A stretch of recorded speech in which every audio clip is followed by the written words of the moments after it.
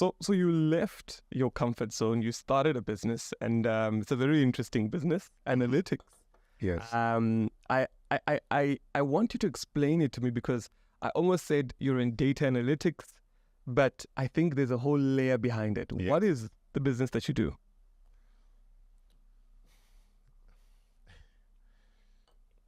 When I was in corporate, everyone is singing, yeah, we need some analytics to understand this, whatever. Even those who don't understand what they say, what they mean is we need to find numbers to explain what we're saying, whether it's marketing, whether it's sales. We need numbers to back up our speech, whatever.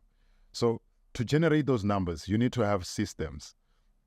And in those systems, you need to have real-time insights. To generate real-time insights, you need cloud systems that allows you to store your data in real time and give you dashboards. So what I'm saying is that we have cloud partners. The cloud partner, all of them that you know. Our main one is Huawei Cloud. Cloud partner would store your information that you're building with the software team. So we do software, cloud. Cloud includes the data engineering. Data engineering is guys who turn the information, create it into tables, make sense of all that information that is coming from different layers, and create strings. They call it ETL, extract, transform, load.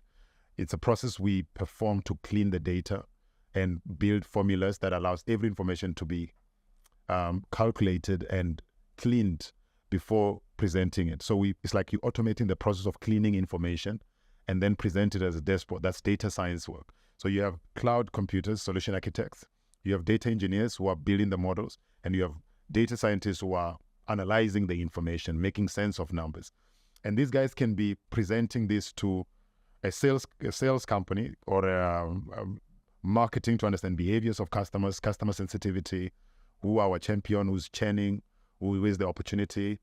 Or they can be using this in what we're doing in manufacturing, in managing production.